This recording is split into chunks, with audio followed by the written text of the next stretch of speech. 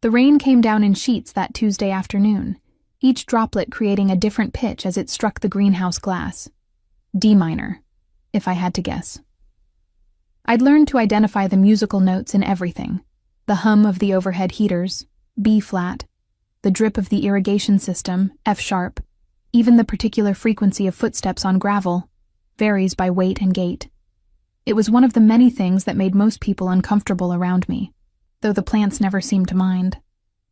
My fingers moved with practiced precision as I carefully extracted seeds from the Ricinus communis, castor bean, laid out before me on the potting bench.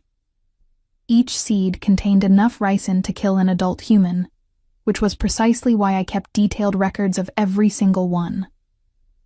The poison didn't frighten me. I respected it. Unlike people, toxins were predictable. They followed rules. They made sense. "Meadow, you're talking to yourself again," I said aloud, because sometimes hearing my own voice helped me remember that other people found this strange.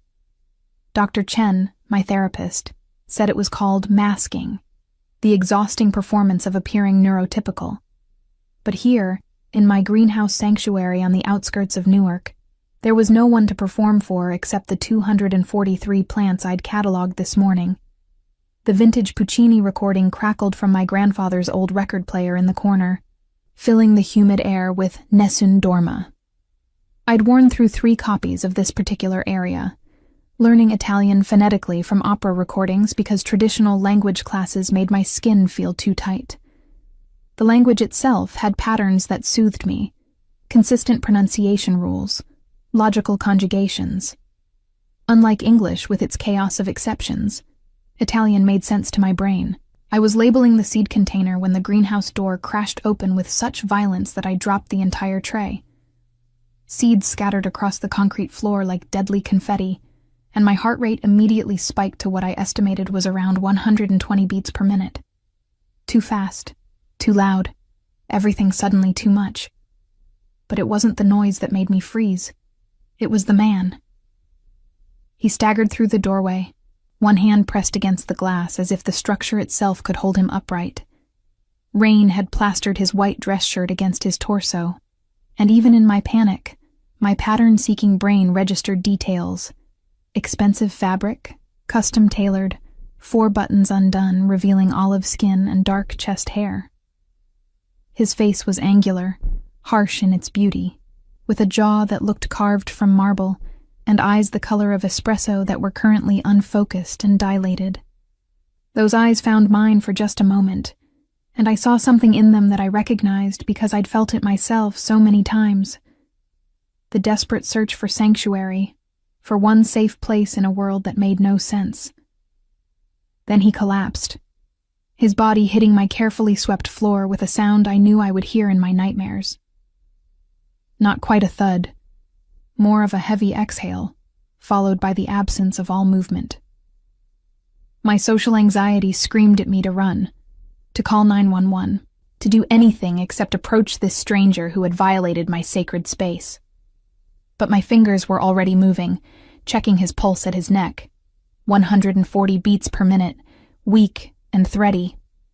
His skin burned with fever that I estimated at 103 degrees Fahrenheit.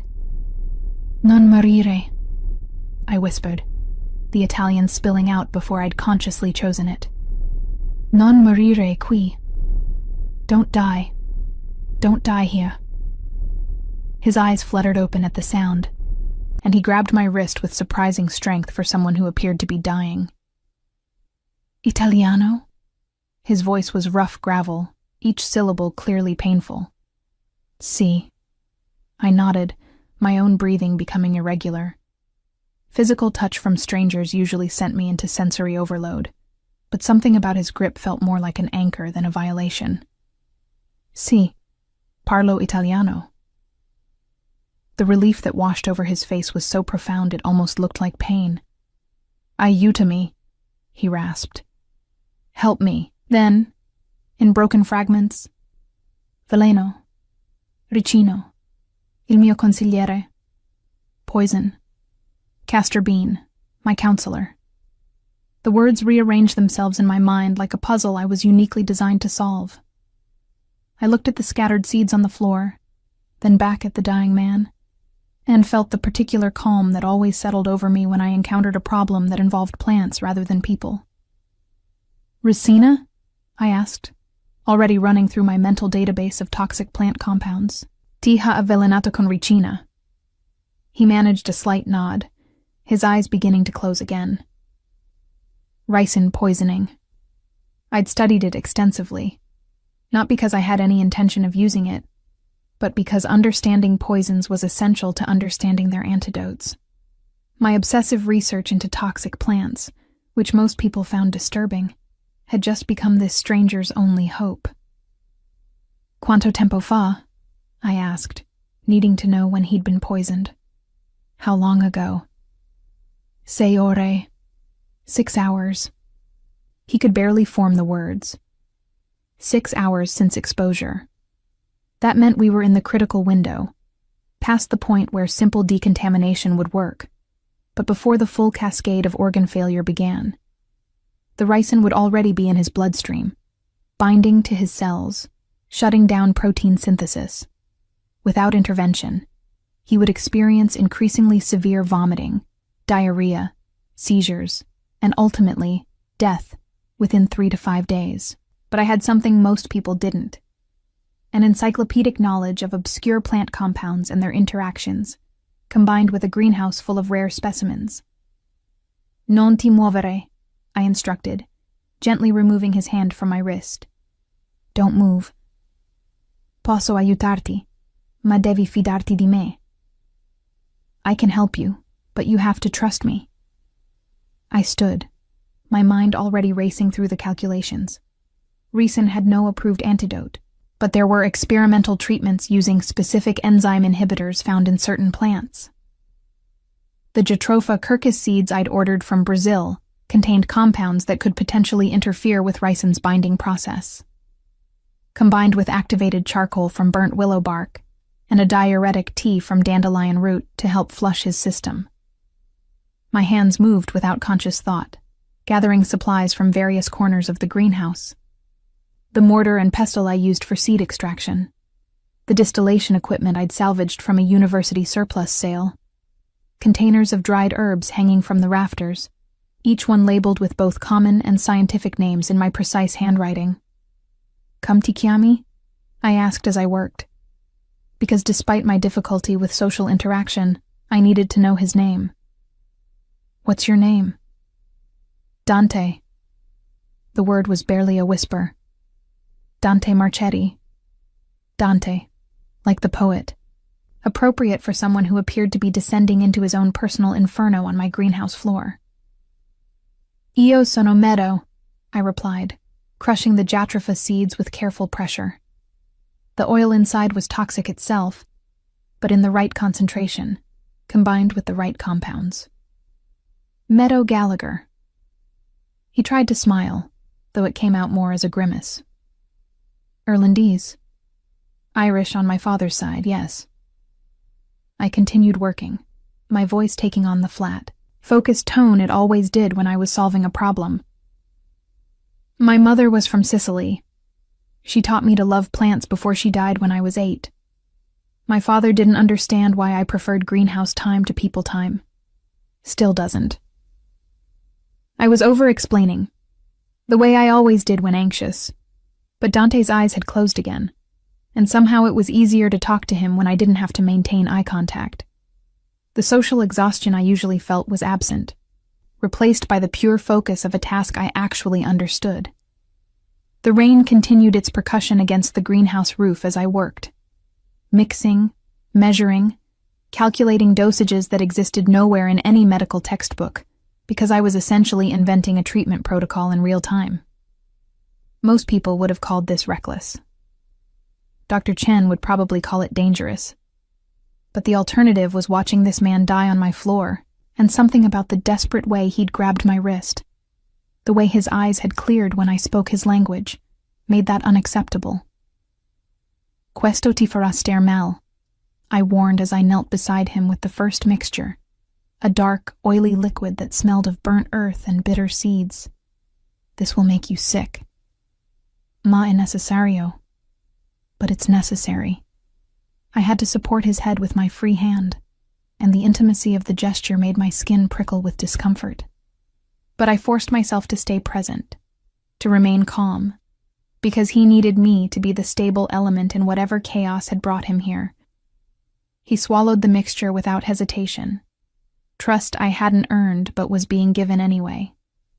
Within minutes, he was vomiting violently into the bucket I'd placed beside him, his body convulsing with the effort of expelling the poison. "Buono," I said, rubbing his back in awkward circles because I'd read that's what people did for comfort, even though I found the texture of his rain-soaked shirt deeply unpleasant against my palm. "Il veleno deve uscire." Good. The poison needs to come out. Between bouts of sickness, he spoke in fragments. La mia organizzazione, tradimento, mia figlia. My organization, betrayal, my daughter. I didn't ask for details. Details about organizations and betrayal sounded like the kind of complicated social dynamics that I'd spent my life avoiding. But my daughter, that phrase landed differently, because even I understood that whatever else this man was, he was also a father desperate to survive. For the next 3 hours, I administered treatments in careful sequence. The enzyme inhibitor mixture every 45 minutes. Activated charcoal suspended in water to bind remaining toxins. Yarrow tea to reduce his fever. Milk thistle tincture to protect his liver from the processing load. I moved through my greenhouse like a botanist-pharmacist hybrid, pulling knowledge from dozens of obscure research papers I'd memorized during my obsessive deep dives into ethnobotany. Each plant had its purpose, its precise role in the delicate chemistry of keeping this stranger alive. "Perché?" Dante asked during a moment of relative clarity, after the worst of the vomiting had passed. "Why?" "Perché mi stai aiutando?" Why was I helping him? It was a fair question. The rational answer was that I couldn't let someone die when I had the knowledge to prevent it. But there was something else, something harder to articulate. "Perché hai chiesto aiuto nella mia lingua?" I said finally, surprising myself with the honesty. "Because you asked for help in my language. E perché capisci come sentirsi fuori posto. And because you understand what it's like to feel out of place." I didn't know why I believed that last part. Maybe it was the way his perfectly tailored clothes contradicted his desperate arrival. Maybe it was the gentleness in his fevered eyes despite the hardness of his features. Or maybe I was projecting, seeing my own isolation in a stranger's face. But Dante nodded slowly, as if I'd said something profound instead of strange. "Anche tu," he whispered. "You too. Ti senti sempre fuori posto. You always feel out of place." The rain had softened to a gentle patter by the time his fever finally broke. I'd moved him to the small cot I kept in the corner for when I worked through the night, which was often because plants didn't judge my inability to maintain a normal sleep schedule. His color had improved from the concerning gray to something more natural, and his breathing had steadied to a sustainable rhythm. I sat on my work stool nearby, cataloging seeds because the repetitive motion calmed my overstimulated nervous system. The past few hours had required more social interaction and physical touch than I typically experienced in a month, and my hands were starting to shake with the accumulated stress. "Meadow." His voice was still rough, but stronger. "Grazie." "Prego," I replied automatically, then continued in Italian because switching between languages required too much energy right now. "You should rest. The ricin is still in your system. It'll take days to fully clear. Days I shouldn't take from you." He tried to sit up, winced, and settled back down. "This place, è un santuario." "It's a sanctuary." "Yes." I didn't elaborate on how right he was, how this greenhouse had been my sanctuary for 15 years, ever since I'd bought it with my inheritance from my mother. The one place where I could be exactly myself without explanation or apology. "I understand sanctuaries," Dante said, his eyes tracking the various plants surrounding us. "I grow orchids, rare ones. It's the only time I—" He trailed off, seeming to search for words. The only time the violence stops. Violence. The word hung in the humid air between us, and I felt a strange cognitive dissonance. This man who grew orchids and spoke so tenderly about sanctuary also inhabited a world where people poisoned each other with ricin. "Your counselor," I said, piecing together the fragments he'd mentioned. "He tried to kill you because I wanted out." Dante's laugh was bitter. "Because I discovered I have a 7-year-old daughter I didn't know existed, and I didn't want her growing up with a father who—" He gestured vaguely, as if the rest was obvious. It wasn't obvious to me. I didn't intuitively understand the complex social structures of organized crime, but I understood the concept of wanting to protect a child from a dangerous environment. I'd spent my childhood feeling like the dangerous environment was inside my own head. "Will they come looking for you?" I asked, because that seemed like a practical concern. "Eventually." He met my eyes, and there was something ancient and tired in his gaze. "But not immediately. Paolo will want to be sure I'm dead before he makes his move." Paolo. The counselor turned betrayer. Another name. Another detail in a story that was becoming more complicated than my preference for simplicity could comfortably handle. But then, Dante's eyes closed again, exhaustion claiming him, and I felt a strange sense of relief. Caring for an unconscious patient required no social navigation, no interpretation of subtle cues I routinely missed. Just the straightforward application of botanical knowledge to preserve life. I pulled my worn copy of Toxicologia delle Piante from the shelf and settled back on my stool, ready to monitor his condition through the night. The book's margins were filled with my annotations in both English and Italian, observations about compound interactions that existed nowhere in published literature. Outside, the storm had passed, leaving behind the clean scent of rain-washed earth. My greenhouse glowed with the soft amber of my work lights, creating a bubble of warmth against the darkness beyond. I'd spent my entire life feeling like an alien in human spaces, never quite fitting in, never quite understanding the unspoken rules everyone else seemed to know instinctively. But here, in this moment, with a dying mafioso on my cot and ricin seeds still scattered across my floor, I felt strangely at ease. Perhaps Dante was right. Perhaps we both understood what it meant to be out of place in the world. Perhaps that understanding was exactly what would save his life. Dante woke screaming at 3:47 a.m., his body convulsing with what I recognized as ricin-induced neurological symptoms, the toxin attacking his nervous system as it broke down. I'd been expecting this, had prepared for it, but the sound of his agony still made my heart rate spike to uncomfortable levels. "Dante, ascolta me." I kept my voice steady, clinical, as I approached with the next treatment mixture. "Listen to me, è il veleno. Passerà. It's the poison. It will pass." His eyes found mine in the dim light, wild with pain and something else. Fear. Not of dying, I thought, but of what he might reveal while his control was compromised. I'd read about how severe poisoning could lower inhibitions, strip away carefully constructed personas. "La bambina," he gasped. "Devo proteggerla." The little girl. I have to protect her. Sofia. Ha solo 7 anni. She's only 7 years old, Sofia. His daughter had a name now, had become real in a way that made my chest feel tight. I helped him drink the willow bark tea I'd brewed, my hands steadier than they should have been given that a strange man was gripping my arm hard enough to leave marks. "Drink," I instructed in Italian. "The fever is spiking again. Your brain is swelling slightly from the toxin. It's causing the hallucinations." "Not hallucinations," he insisted, his accent thickening. "Memories. The look on her face when I met her last month. She has her mother's eyes. Green-like. Like." He gestured frantically at something only he could see. "Like Vince Minor," I supplied, because I understood, struggling to find comparisons. Like periwinkle. The small purple flowers with their distinctive green centers.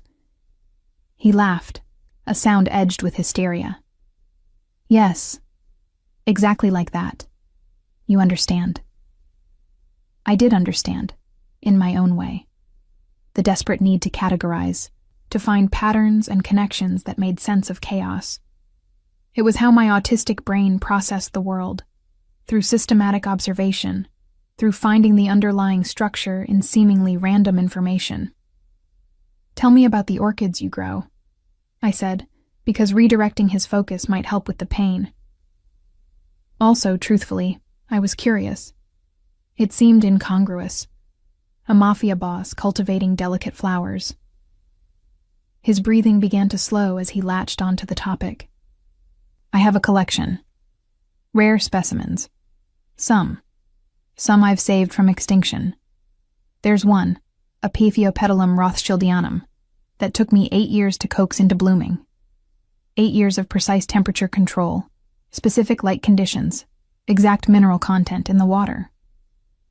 His words tumbled out in a mixture of Italian and English, describing growing conditions and soil pH levels with the kind of obsessive detail I recognized in myself. The precision, the need for control in at least one aspect of a chaotic life.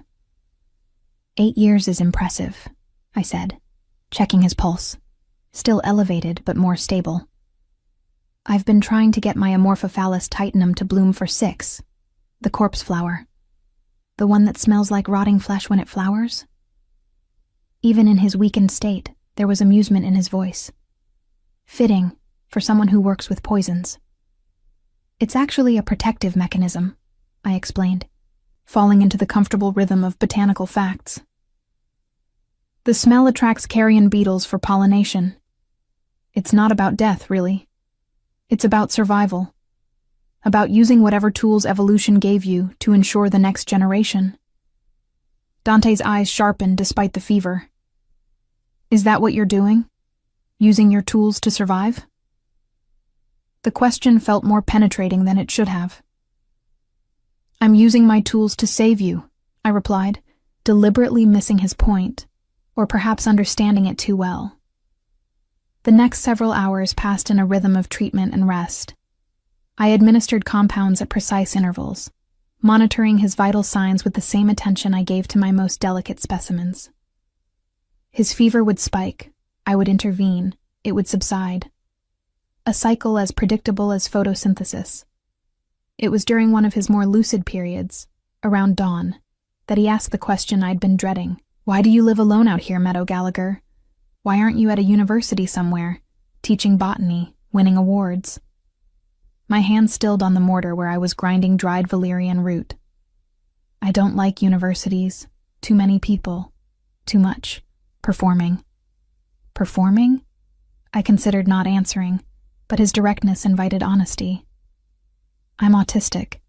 Social interaction is exhausting. Places with lots of people, noise, unpredictable schedules. They make my brain feel like it's shorting out. So I stay here, with my plants. They don't require me to interpret facial expressions, or understand sarcasm, or remember which coworker asked about which aspect of their life. I'd expected the usual response, awkward silence, or worse, well-meaning but patronizing reassurance. Instead, Dante simply nodded. That's why you didn't call 911 when I collapsed. It wasn't a question, but I answered anyway. Partially. Also because you specifically asked for help in Italian, which suggested you might not want official involvement, and because I knew I could help you faster than any hospital. Ricin poisoning isn't something most emergency rooms see regularly, but I've studied it extensively. Why? His question was gentle, genuinely curious rather than accusatory. Why study poisons so thoroughly? I resumed grinding the valerian, the repetitive motion helping me organize my thoughts. Because plants are honest. A poison is always a poison in the same way. It doesn't pretend to be safe and then surprise you. Unlike people, who constantly say one thing but mean another, whose facial expressions contradict their words. who expect me to know unspoken rules that I somehow never learned. Dante was quiet for a long moment, and I worried I'd over-explained again, made him uncomfortable with my inability to filter. "I grow orchids for a similar reason," he finally said. "They're demanding, but their demands are consistent. Keep the humidity between 60 and 80%, maintain specific temperatures, provide the right amount of light. Do those things, and they thrive. Fail, and they die. No politics, no betrayal. No, performing, as you say." Something loosened in my chest at his understanding. "Exactly. Except now, someone's trying to kill you because you want to stop performing," I added, because stating the obvious was one of my specialties. "Because you want to leave the organization for your daughter." His expression darkened. "Paolo doesn't see it that way. To him, I'm not a man who wants to be a father. I'm a resource that's trying to leave knowledge and connections that might work against the organization if I'm not controlled." I understood resources. My entire life, people had seen my pattern recognition abilities, my exhaustive knowledge of specific subjects, as resources to be utilized. Teachers who wanted me to compete in academic contests when I just wanted to be left alone with my books. Relatives who considered my plant expertise useful until it became too intense and made them uncomfortable. "What will you do?" I asked. "When you're well enough to leave?" Dante's jaw tightened. "That's what I've been trying to figure out for the past 6 months. I can't go to the police. Half of them are paid by my organization. Can't disappear completely. Paolo knows too much about my past, where I might run. And I can't just walk away peacefully, because in my world, retirement isn't an option unless you're dead or useless. So you're trapped." I stated the logical conclusion. Between staying in a life you want to leave and leaving in a way that gets you killed. Yes. The word was heavy with resignation. I focused on preparing his next dose of treatment, letting the familiar process calm my increasingly anxious thoughts.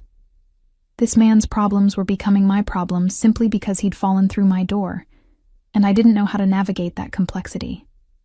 "The irony," Dante continued, his voice taking on a bitter edge, "is that I got into this life because my father died young, and I needed to support my mother and sisters. I was 18, angry at the world, and the familia offered structure, purpose, rules I could understand." He laughed without humor. "Sound familiar?" It did sound familiar, uncomfortably so. The appeal of clear rules in a confusing world, of belonging to something that made sense even if it wasn't entirely good. "But the rules change," I observed. "Or the people enforcing them interpret them differently, and suddenly what you thought was structured becomes chaotic anyway." "Exactly." He shifted on the cot, still weak, but more alert. "I realized too late that the structure was an illusion, that the rules only applied until someone powerful enough decided they didn't." I handed him the tea, this time a gentler mixture of chamomile and passion flower to help him rest. As he drank, I noticed details I'd missed during the crisis, the scars on his knuckles, the way he held himself even when injured, the controlled violence lurking beneath exhausted civility. "You've hurt people," I said, because I'd never learned to avoid uncomfortable truths. "In your work." He didn't flinch from the statement. "Yes." "Killed people?" "Yes." His eyes met mine, unflinching. "And before you ask why you should save someone like me, I don't have a good answer. Maybe you shouldn't. Maybe Paolo did everyone a favor trying to end me." I considered this, tilting my head in the way that Dr. Chen said made me look like a curious bird. "That's not how I see it. You're not a good person or a bad person. You're a person who did bad things and is now trying to do better. That's more interesting." "Interesting?" He sounded almost amused. "I don't know if that's the word most people would use." "Most people are boring. I replied, which made him laugh. A real laugh this time, warm and genuine. How old are you, Meadow? 29. Why does that matter? Because you're younger than I expected for someone so unflinching. Most people your age would have more illusions about human nature. I returned to my work stool, pulling out my journal to record his latest vital signs. I lost my illusions early. When you can't intuitively read people like everyone else can, you learn to see what they really do rather than what they pretend to do. Actions, not performances. And what do my actions tell you? The question felt like a test. I thought about it carefully, reviewing the past 12 hours in my systematic way. Your actions say you're desperate to protect someone smaller and more vulnerable than yourself, that you're willing to trust a strange woman with botanical expertise over medical professionals you can't trust, that you care deeply about orchids, which suggests you value beauty and patience, and that you're trying to escape a life that's becoming incompatible with who you want to be. Dante stared at me with an expression I couldn't quite interpret. Surprise, maybe, or recognition. No one has ever described me quite like that, he said finally. I'm not good at saying what people expect to hear. I just say what I observe. Don't change that, he said with surprising intensity. Don't ever change that. The words settled into me strangely, like seeds finding soil. Most people wanted me to change, to be less blunt, less intense, more socially appropriate. But Dante was asking for the opposite, and I didn't know what to do with that request. As the morning light began filtering through the greenhouse glass, painting everything in shades of green and gold, I found myself doing something I rarely did, talking about my mother. She was Sicilian, I heard myself say, not sure why I was sharing this. Came to America at 19, met my Irish father at a botanical garden where they both worked. She understood plants the way I do. Like they were people, but better, simpler. Dante listened without interrupting, which I appreciated. She died when I was 8. Pneumonia that turned into something worse because she wouldn't leave her greenhouse even when she was sick. My father sold most of her plants after, said it wasn't healthy for me to spend so much time with dead things. He didn't understand that they weren't dead. They were the only part of her I had left. That's when you started learning Italian, Dante guessed, to feel closer to her. Yes, through her opera recordings. She used to play them while she worked. I'd help her with the plants and she'd sing along, and it was the only time I felt normal, like my brain worked the way it was supposed to. I glanced at him, suddenly self-conscious about the oversharing, but his expression held only understanding. My mother sang too, he said, old Neapolitan songs while she cooked. After my father died, it was the only time she seemed happy. The only time the house felt like home instead of a tomb. We sat in comfortable silence, two people from vastly different worlds united by dead mothers and the gardens we kept as memorials. Meadow, Dante said after a while, his voice serious. You need to understand something. By saving me, you've made yourself visible to dangerous people. Paolo will eventually figure out I'm alive. When he does, he'll look for where I've been, who helped me. Ice formed in my stomach. He'll come here. Yes, and when he does. Dante struggled to sit up further, wincing. When he does, you need to have already told someone official what happened. File a police report. Contact the FBI, something that creates a record, so that if anything happens to you, there's a trail. The thought of contacting authorities, of trying to explain this bizarre situation to skeptical strangers, made my chest tight with anxiety. I don't do well with police. They ask rapid-fire questions and expect immediate responses, and my brain doesn't work that way. Last time I had to deal with them, someone broke into my greenhouse. They decided I was suspicious because I couldn't maintain eye contact. Then I'll help you prepare what to say. We'll write it down, Practice until you're comfortable." His determination was palpable. "I won't let helping me be what gets you hurt." "You can't control that," I pointed out logically. "You can barely walk." "Then I'll have to get stronger quickly." He tried to stand, made it approximately 3 seconds before his legs buckled, and I had to catch him, my arms around his waist, his weight heavy against me, both of us breathing hard from the effort. This close, I could smell the botanical compounds I'd administered mixing with his own scent. Cedar, and something darker, like earth after rain. The physical contact should have been overwhelming, should have sent my sensory processing into overload. But it didn't, and that scared me more than the threat of Paolo finding us. "Back to the cot," I managed, trying to sound clinical and failing. "You're still recovering. The ricin is in your liver, kidneys, everywhere. Pushing yourself now will just damage organs further." He allowed me to guide him back down, but his hand caught mine as I turned to leave. "Thank you," he said in Italian. "Not just for saving my life, for treating me like a person instead of a monster." I looked at our joined hands, his scarred and calloused, mine stained with plant matter and soil. "You are a person," I replied simply. "People are capable of both monstrous and miraculous things, sometimes simultaneously." His thumb traced the back of my hand, the gesture unconscious, or perhaps deliberate. I could never tell with these things. What if the monstrous outweighs the miraculous? Then you work to shift the balance. That's what you're trying to do, isn't it? By leaving, by choosing Sophia over the organization. Something in his expression shifted, and before I could process what was happening, he'd pulled me closer, his free hand coming up to cup my face with unexpected gentleness. "Sei straordinaria," he whispered. "You are extraordinary."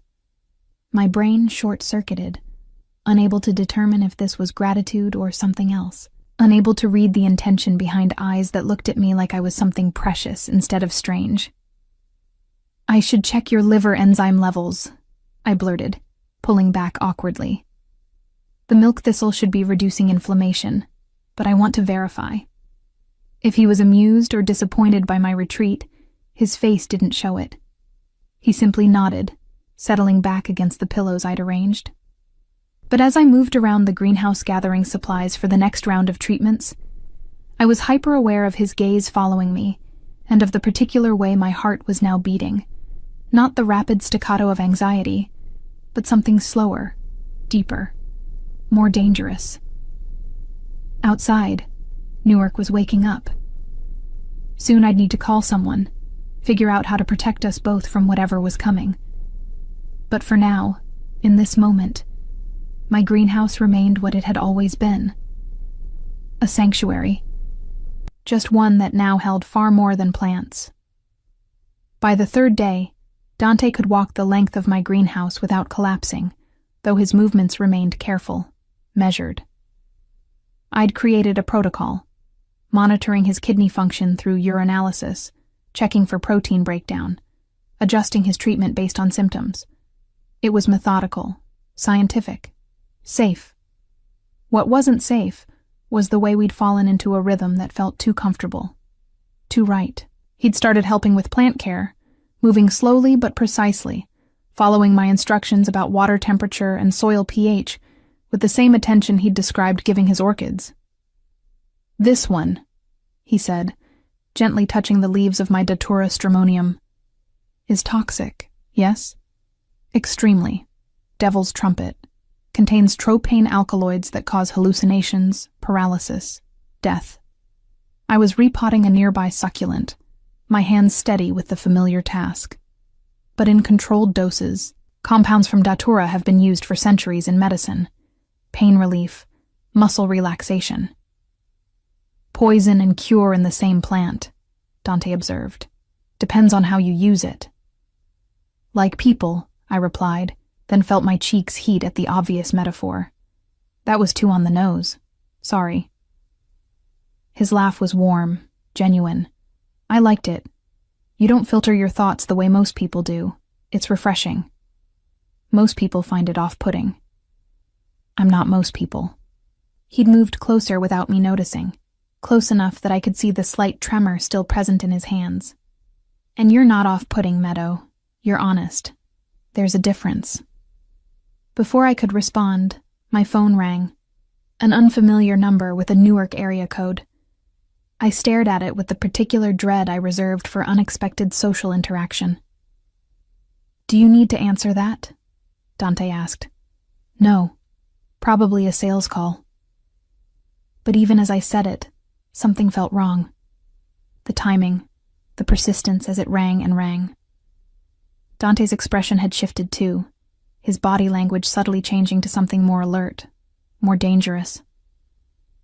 Answer it, he said quietly. Put it on speaker. My hand shook slightly as I accepted the call. Hello. Meadow Gallagher? The voice was smooth, professional, with an accent similar to Dante's but sharper. My name is Paolo Russo. I believe you have something that belongs to me. Dante's face went completely still, carved marble without any give. He mouthed a single word. Careful. I don't know what you mean, I said, which was technically true. I didn't know what Paolo considered his property. Don't insult my intelligence, Signorina. I know Dante Marchetti came to your location 4 days ago. I know he's still there, and I know you've been treating him. Paolo's voice remained pleasant, conversational. Now, I'm a reasonable man. Dante clearly coerced you somehow. You're not responsible for his choices. Simply tell me where you are, and we'll resolve this without any unpleasantness. My autism sometimes meant I missed social cues, but I understood threats perfectly well. They were clear, direct, honest. No, I said simply. Paolo's silence stretched long enough that I checked to see if the call had dropped. Finally, excuse me? No, I won't tell you where I am. And Dante didn't coerce me. He was dying, and I chose to help him because I have the knowledge to do so. My voice came out flatter than I intended, stripped of the emotional inflection neurotypical people use to soften difficult messages. Now please don't call again. I ended the call, then immediately looked at Dante. Did I do that wrong? Should I have pretended to cooperate? He was staring at me with an expression I couldn't decipher. You just told a Mafia enforcer no and hung up on him. Was that incorrect? Anxiety spiked through me. I don't understand the social protocol for death threats. There isn't one. Dante crossed to me in 3 strides, his hands gripping my shoulders. Not hard, not threatening, but grounding. Meadow. That was either incredibly brave or incredibly foolish. I'm not sure which. Probably foolish, I admitted, but lying seemed worse. He knew you were here anyway. How? Dante's mind was clearly racing. How did he find us? I thought through the logical possibilities. Your phone? If you had it on you when you arrived. I ditched it before I came here. He was already checking his pockets anyway. Nothing electronic. Then, I analyzed the variables, the timeline. He must be working backward from the hospital records. You were poisoned 6 hours before you arrived here. In that time, you traveled approximately. How far did you get? I was in the warehouse district when I started feeling symptoms. Maybe 3 miles from here. So he's searching a 3-mile radius. My greenhouse wasn't exactly hidden. Anyone doing aerial surveillance or checking property records would find it. We need to leave. No. Dante's voice was firm. This is your sanctuary, your life. I'm not destroying it because... It's already destroyed, I interrupted, gesturing around the space that suddenly felt exposed, vulnerable. The moment he knows you're here, this place stops being safe. For me, for the plants, for... I stopped, my logical brain catching up to emotional reality. For Sophia. He knows about her, doesn't he? Dante's expression answered before his words did. Paolo knows about her. But she's with her mother in Buffalo. Different surname, no obvious connection to me. She's safe. For now, I said. Until Paolo decides to use her as leverage. I watched Dante's face cycle through reactions. Denial, anger, resignation, calculation. It was easier to read than most people's expressions. Maybe because the emotions were so intense they broke through his usual control. I need to call someone, he said finally. Someone I trust, or used to trust. He looked at me. Can I use your phone? Mine is somewhere at the bottom of the Passaic River. I handed it over, watching as he dialed from memory, his fingers steady despite everything. Marco. Dante's voice shifted into something harder, colder. It's me. Yes, I'm alive, which I'm sure is disappointing. No, I'm not coming in. Because Paolo poisoned me, you cazzo. The Italian curse word emerged with particular venom. And before you pretend surprise, I know you were there when he made the decision. The response was loud enough that I could hear the other man's voice, though not the words. Dante's expression grew progressively darker. Tell him this, Dante said, his voice dropping to something quiet and lethal. I have insurance, documents, recordings, account numbers, encrypted and set to release if anything happens to me, or to Sophia, or... His eyes found mine. To an innocent botanist named Meadow Gallagher, who had nothing to do with any of this. He makes a move against any of us, and everything goes public.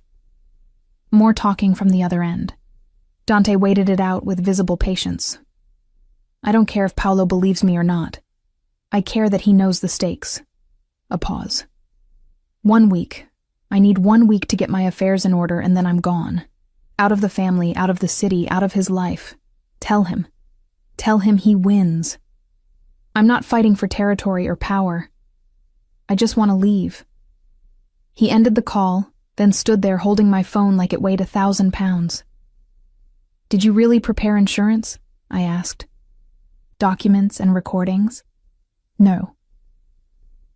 He handed my phone back, his expression grim. But Paolo doesn't know that. And with the history we have, the operations I've been part of, he'll believe I could have compiled something damaging. So you're bluffing. I'm buying time. He moved to the window, looking out at the parking area beyond the greenhouse. 1 week to figure out how to disappear completely. I processed this information, running through scenarios with the same systematic approach I used for complex botanical problems. You can't disappear alone. Paolo will find you eventually. You said so yourself. And you can't disappear with Sophia without her mother's cooperation. Maria won't cooperate. Dante's voice was heavy with certainty. She made it clear when I found out about Sophia. I could visit, send money, but involvement in her life? She saw what I was, what I did, and decided Sophia was better off without me. She's not wrong. She's partially wrong, I corrected. Sophia needs financial support, which you provide. But she also needs a father who's present, stable, safe. Currently, you're none of those things because you're stuck in a life you're trying to leave. Dante turned back to me, something raw and vulnerable in his expression. Where are you going with this, Meadow? I wasn't entirely sure. My brain was making connections faster than I could articulate, seeing patterns that might solve multiple problems simultaneously. You need to disappear. I need to leave this location because Paolo knows about it. Sophia needs a father who's alive and safe. Her mother needs assurance that you won't bring danger into Sophia's life. Yes, Dante said slowly, all of those things are true. So we solve them together. The solution felt obvious once I'd laid out the variables. You know how to navigate criminal organizations and evade tracking. I know about obscure locations, plant-based income streams, sustainable living. Together, we could create something impossible for either of us alone. He stared at me like I'd grown a second head. You're suggesting we run away together. A mafia boss and a botanist. To do what, exactly? To start over. I was gaining confidence in the idea now, the logical framework supporting itself. Somewhere rural, somewhere your expertise in security and my expertise in cultivation could combine into something sustainable. A legitimate business. A life. And Sophia? Once you're established, once you can prove you're out of the life and safe, we approach her mother. Show her the change is real, permanent. Request supervised visitation at first. Build trust. I was thinking like I addressed complex botanical challenges, systematically, step by step. It might take years, but you're serious. Dante had moved closer again, his intensity focused entirely on me. You're actually serious about this. Why wouldn't I be? The question seemed obvious. You need a fresh start. I need a new location. We work well together. You understand my communication style. I understand your need for control and precision. It's logical. Meadow. His hands were on my face now, tilting it up so I had to meet his eyes.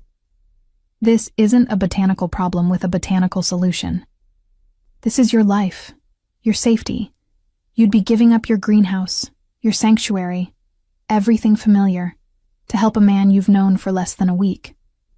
4 days, I corrected automatically. And you're right that I'm giving up familiarity. But familiarity doesn't equal good. This greenhouse is safe, but it's also lonely.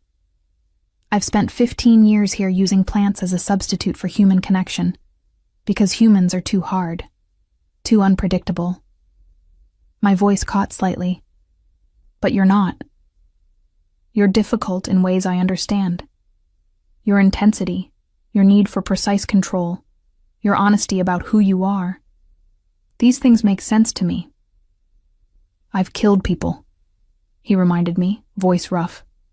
Multiple people, in ways that weren't clean or quick. I know. You told me that already. I didn't look away from his gaze. And I'm not saying it doesn't matter. It does. But you're trying to be different now. Trying to build something better. That matters too. Dante's thumb traced my cheekbone, the gesture achingly gentle for someone who'd admitted to such violence.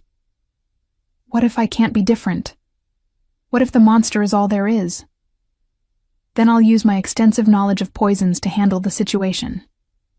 I said it completely seriously, watched his eyes widen, then added, That was a joke. Sort of. Mostly. His laugh surprised both of us. Genuine, a little shocked, entirely human. Jesu Cristo. You're extraordinary. You said that before.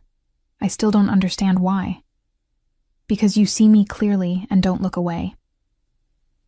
His forehead touched mine, and I let myself lean into the contact even though every social script I'd learned said this was too much, too fast. Because you're offering me something I didn't think existed. Someone who knows what I am and chooses to help anyway. Then help me back, I whispered. Help me leave this greenhouse that's become a prison just like your organization.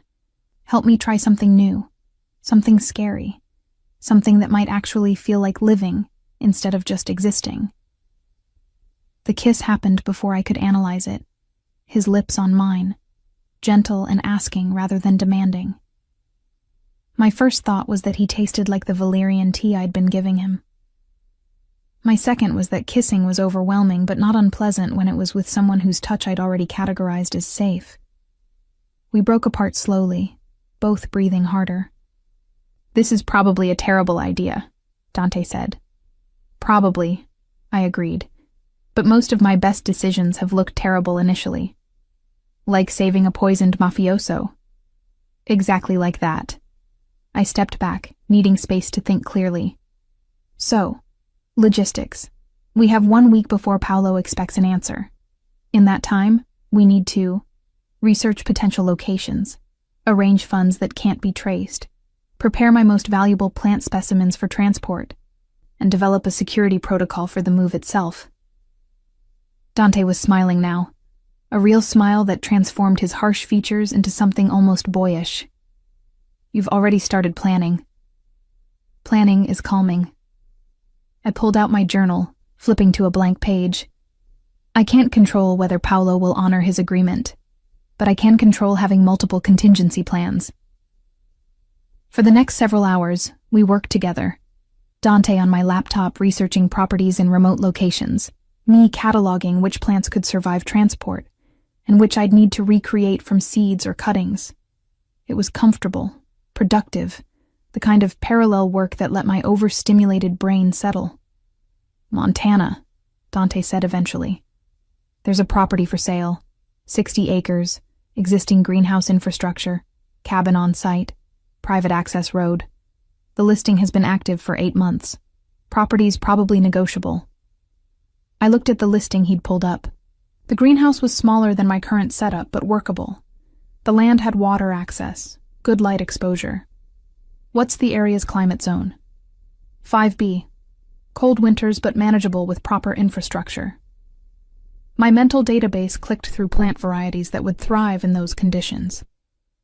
We could specialize in cold-hardy medicinals, rhodiola, arnica, maybe some adaptogenic mushrooms in the wooded sections. Would that generate enough income? Practical question from someone who understood sustainable business models. Not immediately, but combined with online consulting for rare plant cultivation, maybe some specialized work with botanical research institutions. I was thinking aloud, building the framework. It's possible. Tight for the first few years, but possible. I have some resources set aside, Dante offered. Legitimate accounts Paolo doesn't know about. Not a fortune, but enough to get established. I have my inheritance from my mother. I never touched it, used my floristry income instead. I'd always planned to save it for something important, though I'd never imagined anything like this. Combined with selling my current property. We were actually doing this, planning a life, a future, together. The absurdity hit me suddenly. 4 days ago, I'd been alone, predictable, safe. Now I was planning to run away with a recovering Mafia boss to start a botanical business in Montana. I'm having a small panic attack, I announced clinically. My heart rate is elevated, my hands are trembling, and I'm experiencing derealization. Dante immediately crossed to me, his hands on my shoulders again. Breathe with me. In for 4 counts. I followed his breathing, grateful for the structure. Slowly, my nervous system recalibrated. Thank you, I managed. Don't thank me. This is my fault. I'm dragging you into... No. I interrupted firmly. I'm choosing this, understanding that I'm terrified and choosing it anyway. His expression softened. Then we'll be terrified together. Outside the sun was setting, painting the greenhouse in shades of amber and gold. Tomorrow we'd start executing the plan. Tomorrow the real work began.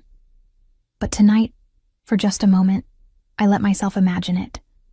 A new greenhouse in Montana, plants thriving in rich soil, Dante growing his precious orchids, and maybe, eventually, a 7-year-old girl with green eyes learning to love botany as much as I did.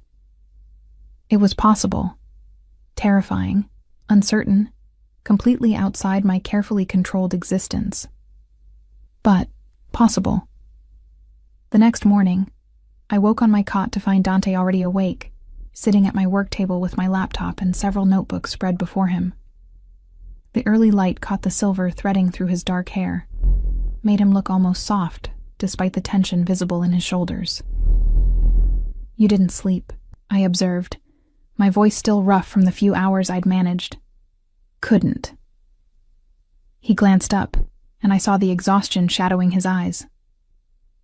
Been going through logistics. We have problems, Meadow. I sat up, my brain immediately shifting into problem-solving mode despite the lingering fog of interrupted sleep. What kind of problems? The Montana property requires a cash purchase. Owner won't do financing, worried about complications with the previous buyer who backed out. That's $80,000 up front. He turned the laptop so I could see the listing details. Between us, we can manage it, but barely, which leaves almost nothing for transport, supplies, first year's operating costs. I moved to look over his shoulder, scanning the numbers he'd compiled. My property here could sell for around $60,000, but that'll take time. We don't have time. No, we don't. Dante's jaw tightened. Paolo will give me 1 week because he thinks I'm cornered, broken. But the moment he suspects I'm planning something viable, he'll move faster. I pulled up my own financial documents on my phone, reviewing assets with the same methodical attention I gave to botanical inventories. I have the inheritance, $42,000. You said you have legitimate savings? $38,000. Everything else is in accounts Paolo monitors or tied up in properties that are technically familia holdings. His frustration was palpable. I spent 15 years building wealth I can't actually access. The mathematics were straightforward. We were $20,000 short, possibly more depending on transport costs and whether my property sold quickly. I ran through possibilities, discarding most immediately. Loans required credit checks and time. Asking for help meant involving others in danger. There's another option, Dante said carefully, watching my face. One I hate suggesting. Tell me anyway. I know where Paolo keeps emergency reserves. Cash that's not in the main accounts. His personal insurance policy. $200,000 in a safe at his club. Dante's expression was grim. I have the combination. Used to be responsible for managing those funds before he decided I was a liability. I understood immediately what he was suggesting. You want to rob him. Not rob, reclaim. But his tone lacked conviction. That money came from operations I helped run, deals I negotiated. It's as much mine as his. Except it's not, legally or practically. I sat down across from him, needing to think this through.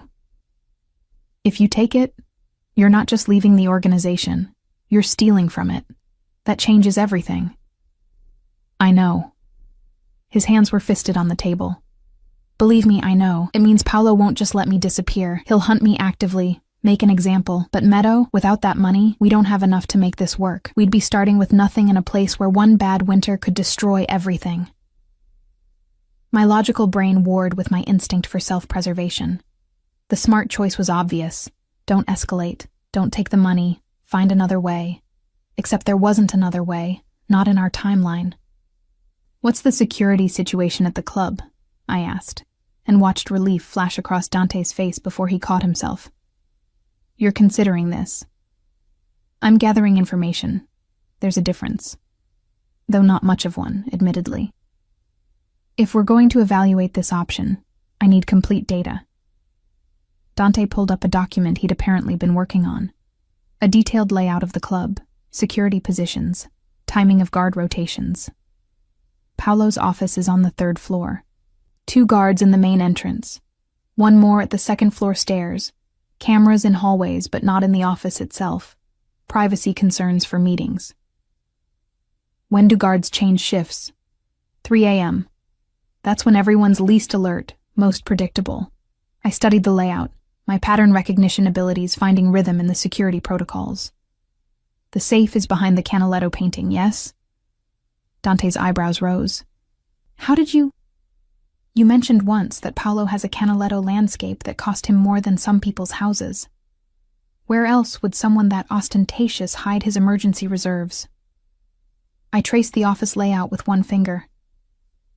The question is access. How do we get past 3 security checkpoints without alerting anyone? We don't. Dante's voice had shifted to something colder, more calculating. The man who'd spent 15 years in this world showing through. I go alone. I know these men, know their patterns. I can talk my way past the first checkpoint, handle the second with minimal force if necessary. No. The word came out sharper than I intended. If you're going, I'm going. Meadow, this is dangerous.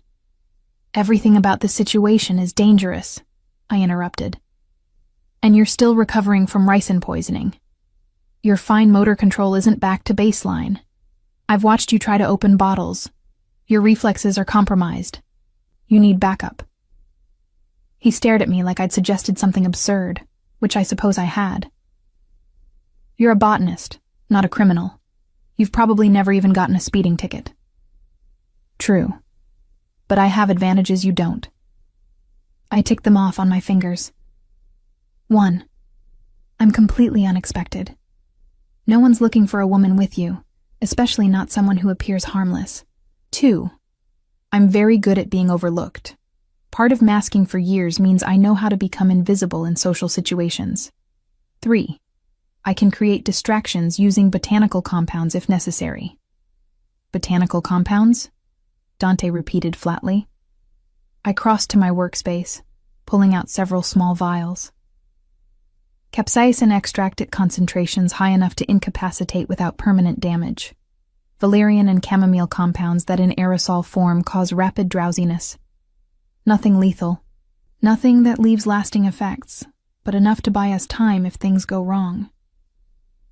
Dante was looking at me like he'd never seen me before. You're serious. You've already been thinking about this. I'm always thinking about practical applications of plant chemistry. I set the vials down carefully. The question is whether we're actually doing this, because if we are, we need to plan meticulously. The silence stretched between us, heavy with the weight of the decision. Finally, Dante stood, moving to the window to stare out at the morning light filtering through glass and leaves. If we do this, he said slowly, there's no going back. We become fugitives, criminals. The life we're planning in Montana, it would have to be under new identities, complete disconnection from our pasts. I don't have much past to disconnect from, I pointed out. A father who doesn't understand me, some acquaintances I see twice a year at botanical conferences. My entire life is this greenhouse and the plants in it. And you'd give that up? Risk prison or worse? I thought about my mother, about the way she'd lived so fully in her garden that she'd literally died there rather than leave. Thought about the past 15 years of existing rather than living, of safety that had calcified into isolation. I'm already in a prison, I said quietly. Just one with better lighting and more comfortable routines. At least this way I'm choosing the risk. Dante turned back to me, and I saw the moment he made his decision. Saw it in the set of his shoulders, the way his expression shifted from conflicted to resolved. Okay, he said. We do this together. But we do it right. Detailed plan, multiple contingencies, absolute coordination. He crossed back to the table, pulling up a fresh document. We'll need to case the location first, confirm current security protocols. Then we wait for the right night, the right circumstances. For the next 6 hours, we planned. Dante detailed every aspect of the club's security, while I took notes in my precise handwriting, organizing information into categories and subcategories. We researched guard backgrounds, identified potential weak points, developed a timeline that maximized our advantages. Thursday, Dante said finally, pointing to the calendar. 3 days from now. Paolo has a meeting with the Bratva representatives. Always held off-site, usually runs past midnight. That means he won't be at the club, and security will be lighter, focused on the meeting location instead. What about Marco, the man you called? I asked. Will he be at the meeting? Yes, and that's good for us. Marco's the one person who might recognize that something's wrong if he sees me. I added this to our growing list of variables. So, Thursday night, after 3 a.m., we have approximately a 30-minute window between guard shifts, long enough to get in, access the safe, get out. Assuming nothing goes wrong, Dante added darkly. Plans should assume things will go wrong. That's why we need contingencies. I flipped to a new page in my notebook. Contingency 1. If we're spotted entering, we abort immediately and use the service exit you mentioned. Contingency 2.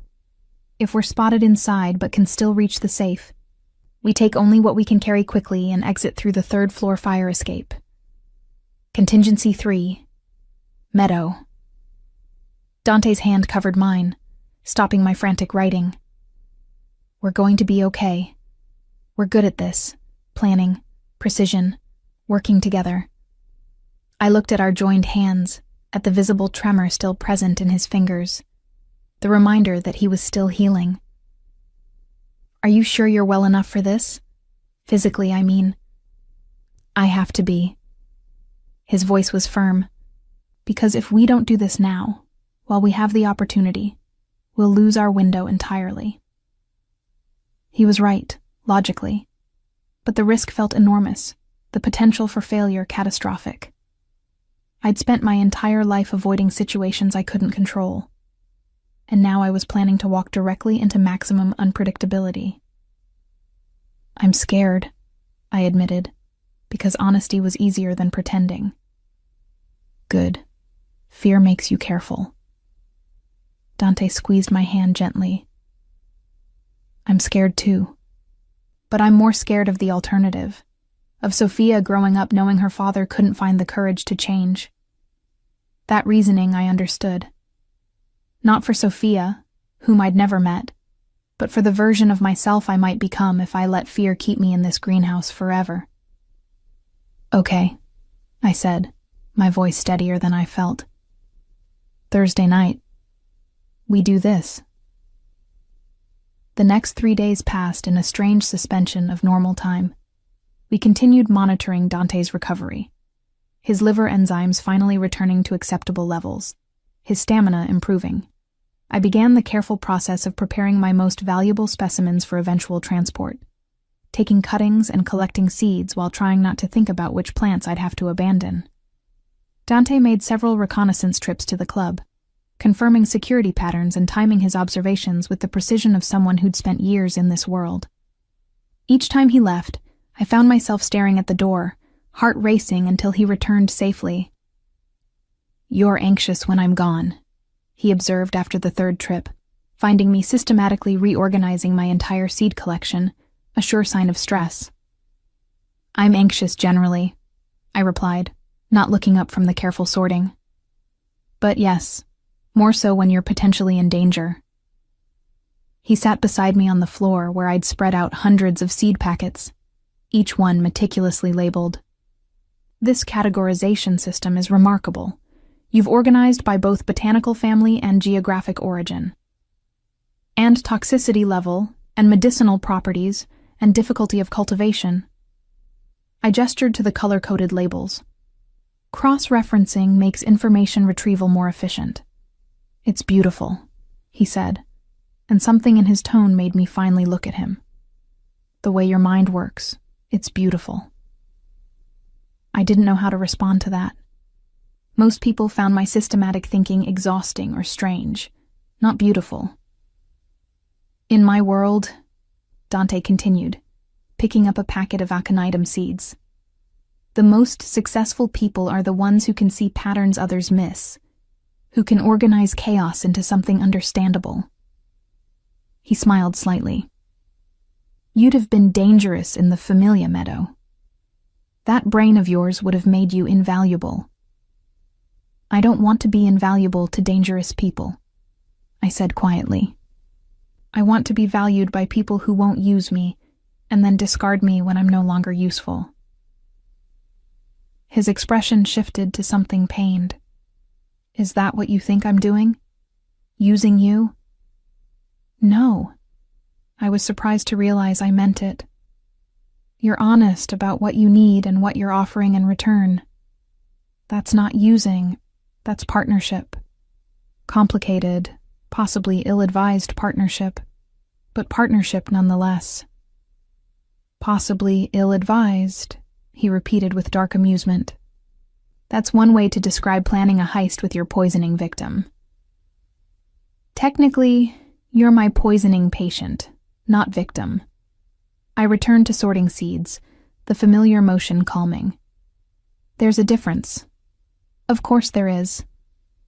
He watched me work for a moment, then asked, "What will you miss most about this place?" The question caught me off guard, forced me to really consider it. "The predictability," I said finally. "Knowing exactly where everything is, what each day will hold.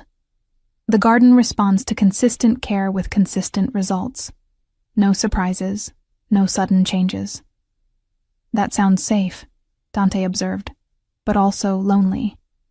"Very lonely," I admitted. But safe and lonely felt better than unsafe and connected. Until now. "What changed?" I looked at him. This man who'd quite literally fallen through my door dying, who'd trusted me with his life, who was now trusting me with his future. "You made connection feel safer than isolation. That's what changed." Thursday arrived with slate-gray skies and the threat of rain. We spent the day in careful preparation, Dante reviewing the layout once more, me preparing the botanical compounds we might need. By evening, we were as ready as we'd ever be. "Last chance to back out," Dante said as we prepared to leave. "We could still find another way." No, we couldn't. I secured the small bag of supplies across my body. "We've analyzed every option. This is the only viable one." He pulled me close, his forehead against mine. "Stay close to me in there. No matter what happens, we stay together." "Together," I agreed, letting myself lean into his strength for just a moment. Then we left the greenhouse, locking the door behind us, and drove toward whatever waited in the dark heart of the city. The club occupied a refurbished warehouse in the industrial district, its exterior deliberately unremarkable, just another aging brick building among dozens. But I could see the telltale signs Dante had taught me to recognize. The 2 new security cameras disguised as old fixtures, the reinforced door frames, the way the windows on upper floors had been replaced with bulletproof glass that caught light differently than standard panes. We parked 2 blocks away, as planned. Dante had changed into dark clothing that looked expensive but not flashy, the kind of thing that suggested legitimate business rather than criminal intent. I wore simple black pants and a jacket, my hair pulled back, looking like exactly what I was pretending to be, an administrative assistant working late. "Ready?" Dante asked, his hand finding mine in the darkness of the car. "No. But we're doing it anyway." I squeezed his fingers, then released them. "Remember, if anything feels wrong, we abort." "If anything feels wrong, we abort," he repeated, making it a promise. We approached from the side street, where Dante had identified a service entrance that saw less traffic. 3:15 a.m. We were in the window between guard shifts, when the night crew was tired and the morning shift hadn't yet arrived. The first checkpoint was exactly where Dante had predicted. A bored-looking man in his 30s, reading something on his phone, a cup of coffee going cold beside him. He looked up as we approached, his expression shifting from indifference to recognition to confusion in quick succession. "Dante?" He stood quickly. "Boss, what are you—" "Everyone said you were taking a break," Dante interrupted smoothly, his accent thickening slightly. "You know how Paolo gets when he thinks you're not committed enough. Figured I'd lay low for a while, let things calm down." The guard, Tommy, according to his name tag, looked uncertainly between Dante and me. "And she is?" "My accountant." Dante's arm settled around my waist with casual possessiveness. "Running numbers for some investments. Paolo knows about it. You can call him if you want, but he's in a meeting with the Russians right now, and you know how he feels about interruptions." The implied threat worked. Tommy paled slightly at the thought of disturbing that particular meeting. No, of course not. Just surprised to see you, that's all. You want me to let Mr. Russo know you're here?" "Better not. Paolo wanted this kept quiet. Just some paperwork I need from my old office."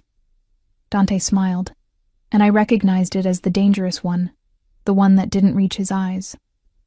We'll be in and out. You didn't see us, capiche? Tommy nodded quickly. Didn't see nothing, boss.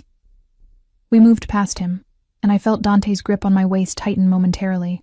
Relief or tension, I couldn't tell. The hallway beyond was dimly lit. Corporate beige walls that had probably been installed during the building's legitimate business days. One down, Dante murmured, as we climbed the stairs to the second floor. If we're lucky, the second guard won't... He cut off as we rounded the corner and nearly collided with someone. Not the guard Dante had expected, but a woman in her 50s with sharp eyes and sharper instincts. Dante Marchetti. Her voice carried the particular flatness of someone unsurprised by anything. Interesting. The rumors of your death appear to be greatly exaggerated. Rosa. Dante's entire body had gone tense beside me. You're working nights now? Someone has to keep this place running while you boys play your games. She looked me over with the thorough assessment of someone trained to notice details. Who's your friend? My accountant, I said, before Dante could respond. I'd practiced this, rehearsed it, until the lie came out smoothly. Here to retrieve some files Mr. Marchetti needs for his personal portfolio. Rosa's laugh was dry as desert sand. His accountant, of course. She turned back to Dante. Does Paolo know you're here? Does Paolo know you're skimming from the poker room receipts? Dante's voice had gone cold, deadly. I've seen the numbers, Rosa. About 15,000 missing over the past 6 months. The hallway went very quiet. Rosa's hand moved slightly toward her phone, then stopped. I'm not here to cause problems, Dante continued. I'm here for what's mine, and then I'm gone. You let us pass, continue your profitable side business, and we all walk away happy. You try to stop us, and Paolo learns exactly how you've been supplementing your income. The tension stretched so tight I could feel it humming in my bones. My hand had unconsciously moved to the small vial of capsaicin extract in my pocket, fingers wrapping around it in preparation. Finally, Rosa stepped aside. Third floor office, I assume. You have 20 minutes before the shift change. After that, I can't guarantee anything. Understood. Dante moved past her, pulling me along. And Rosa? Grazie. Don't thank me, Dante. Just disappear properly this time. The Familia doesn't need the drama of hunting you down. We took the stairs 2 at a time, my heart hammering so hard I was certain everyone in the building could hear it. The 3rd floor was deserted, exactly as Dante had predicted. Most of the real business happened on lower levels, or in basement rooms I didn't want to think about. Paolo's office door was locked, but Dante produced a key.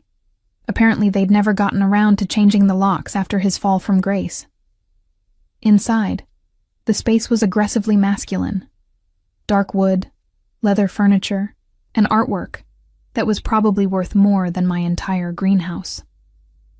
The Canaletto was exactly where Dante had described, a sweeping Venetian landscape that I might have appreciated under different circumstances. Now I just watched as Dante carefully lifted it from the wall, revealing the safe behind. Stand by the door, he instructed quietly. Watch the hallway. If you see anything, I know. Warn you immediately. I positioned myself where I could see both the corridor and Dante's progress with the safe. His fingers moved over the combination lock with practiced precision, though I noticed the slight tremor that still persisted from the poisoning. 20 seconds. 30. The soft click of the mechanism disengaging was the most beautiful sound I'd ever heard. Inside the safe were stacks of bills, bound and organized with the same careful precision Dante brought to his orchids. He began transferring them to the messenger bag he'd brought, moving quickly but methodically. How much? I asked, keeping my voice low. More than we expected. Maybe 250, possibly 300,000. He was almost smiling now, relief and something like vindication in his expression. This is going to work, Meadow. We can actually do this. That's when I heard the footsteps. Dante. My voice came out sharper than intended. Someone's coming. He swore in Italian, shoving the last stacks into the bag and swinging it over his shoulder. The footsteps were getting closer. Heavy, measured, more than one person. "Fire escape," Dante said, already moving to the window. But the footsteps had reached the door, and we were out of time. The door opened to reveal not a guard, but Marco, the man Dante had called, Paolo's current right hand. Behind him stood two others, both armed, both professional. "Dante." Marco's voice carried profound disappointment. "I really hoped Rosa was wrong when she called. Hoped you were smarter than this." "Rosa sold us out," I said, the betrayal feeling oddly distant through my adrenaline. "Rosa survived," Marco corrected. "By knowing when to cut her losses. Something you should have learned, Dante." Dante had positioned himself slightly in front of me, his body language protective. "Let her go, Marco. She's not part of this." "The accountant?" Marco's smile was thin. "Please, I know you better than that. You don't trust civilians with anything important." His eyes found mine. "Which means she's either something very different or someone you care about. Either way, she's leverage." My hand had been in my pocket this whole time, fingers wrapped around the capsaicin vial. In one smooth motion, practiced at home until it became muscle memory, I pulled it out, uncapped it, and threw the contents directly at Marco's face. The effect was immediate and dramatic.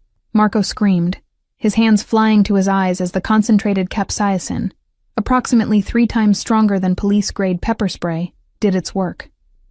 The two guards behind him instinctively moved to help him, creating exactly the confusion we needed. "Go."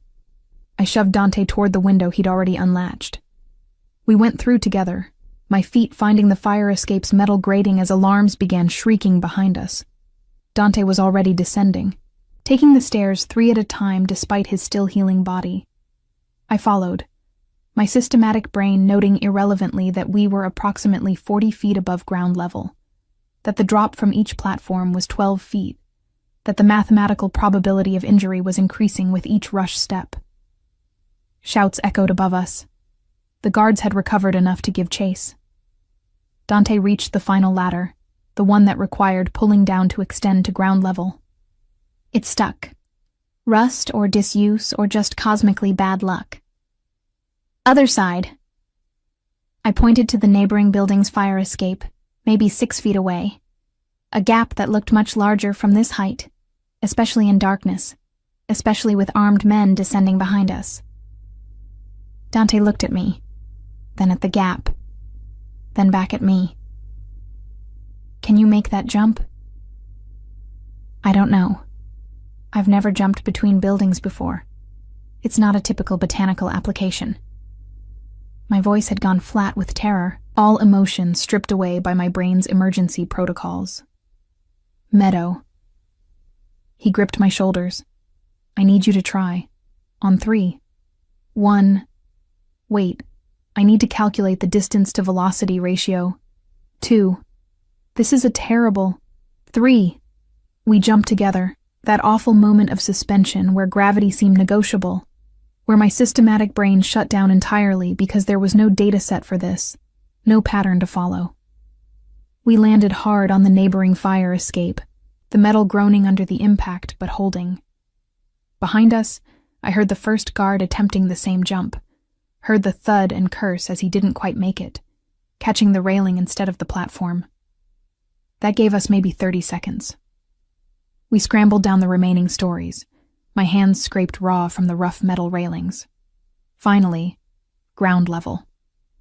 We ran through an alley that smelled of garbage and rain, Dante still carrying the bag of money, me gasping for breath as my non-athletic body protested the unprecedented exertion.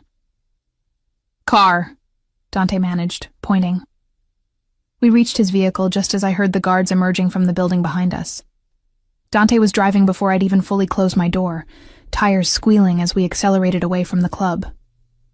Neither of us spoke for the first several minutes, too focused on breathing, on processing what had just happened. Dante drove with the kind of precision that spoke to muscle memory, evasive maneuvers that probably came from years of practice I didn't want to contemplate. Finally, when we'd put several miles and numerous turns between ourselves and pursuit, he pulled into a 24-hour supermarket parking lot and killed the engine. "You threw capsaicin extract at Marco's face," he said, staring straight ahead. "Yes, it seemed like the logical response to the situation." "You jumped between buildings. That was significantly less logical. I don't recommend it." He turned to look at me then, and I saw something in his expression I'd never seen before. Not gratitude or relief, but wonder. "You're incredible. You know that?" "I'm terrified," I corrected. "There's a difference. You can be both." He reached over, his hand finding mine, and I let myself grip it tightly enough that it probably hurt. "We did it, Meadow. We actually did it." "We're fugitives now," I pointed out. "Rosa called Marco, which means Paolo knows we were there, knows we took the money. He won't honor the 1-week agreement." "No, he won't." Dante's jaw tightened. "Which means we leave tonight. No waiting, no going back to the greenhouse." The greenhouse. My sanctuary for 15 years. The plants I'd cultivated, the systems I'd built, the one place in the world that made complete sense to me. "I need to at least pack some specimens," I said. "Seeds, cuttings. It's too dangerous." His voice was gentle but firm. "Paolo's people will be watching the greenhouse, waiting for us to return. We can't risk it." Logic agreed with him. Emotion rebelled violently. "Then I have nothing. No plants, no tools, no—" "You have me," Dante interrupted. "You have enough money to rebuild anywhere we choose. And you have the most valuable thing, that remarkable brain of yours. The rest we can replace." He was right. Objectively, perfectly right. But that didn't stop the grief that rose in my throat, sharp and choking. Dante pulled me closer, letting me press my face against his shoulder as I fought for composure. His shirt smelled like adrenaline, and the botanical compounds I'd prepared, familiar and grounding. "I'm sorry," he murmured against my hair. "I'm so sorry this cost you your sanctuary." "It's not your fault," I said, because it was true. I'd made every choice that led here, eyes open, understanding the consequences. "And you gave me something in exchange. A different kind of sanctuary. A person instead of a place." His arms tightened around me. "Then let's go find our new place. Together." We drove through what remained of the night, putting miles between ourselves and Newark. Dante had cash from the heist. I had my phone with access to my accounts. We'd figure out the rest as we went. By the time dawn broke, we were somewhere in Pennsylvania, exhausted and rattled, but free. The first phase of our escape was complete. Now came the harder part, learning how to actually live. Montana in October was nothing like I'd imagined. The air felt thinner, cleaner, carrying scents of pine and approaching winter that were completely foreign to my New Jersey-adapted senses. We'd driven for 4 days, taking circuitous routes and paying cash for everything, until we finally arrived at the property Dante had found. 60 acres of rough land, a greenhouse in need of repair, and a cabin that had character, according to the listing, which meant it had mice, questionable plumbing, and windows that didn't quite seal properly. "It's perfect," I said, and meant it. Dante looked at me like I'd lost my mind. We were standing in what would generously be called the living room, surveying water damage and peeling wallpaper. "Meadow, there's mushrooms growing in the bathroom. Actual mushrooms. Probably Pizzica domiciliana, common in damp conditions, not dangerous." I moved to examine them more closely, my botanical curiosity overriding any normal person's disgust. "Actually, they're a good indicator of where we need to prioritize moisture remediation." He laughed. That surprised, genuine laugh I'd learned meant I'd said something unexpectedly perfect. Only you would see house mushrooms as helpful data points. The first month was brutal. We lived in organized chaos, working from dawn until dark to make the cabin habitable and the greenhouse functional. Dante threw himself into physical labor with the single-minded intensity he'd once applied to criminal enterprises, patching roof leaks and replacing rotten boards despite his body's protests. I focused on the greenhouse, carefully prioritizing what needed immediate attention versus what could wait. We'd managed to salvage more than I'd expected. During our flight from Newark, Dante had contacted someone he trusted, a cousin who owed him a favor and asked no questions, who'd entered my greenhouse and shipped my most valuable specimens to a P.O. box in Montana. Not everything survived the journey, but enough did that I had the foundation for rebuilding. The Amorphophallus titanum cutting I'd been nurturing for 6 years, a selection of my rare medicinal herbs, seeds from plants I'd spent years cultivating, small salvaged pieces of the life I'd left behind, carefully packed with someone else's understanding hands. "Your cousin didn't have to do that," I said when the boxes arrived, carefully unpacking each specimen like the treasure it was. "Lucia understands the importance of plants." Dante was reading the included note, his expression soft. "She says she's glad I finally found someone who gets the obsession.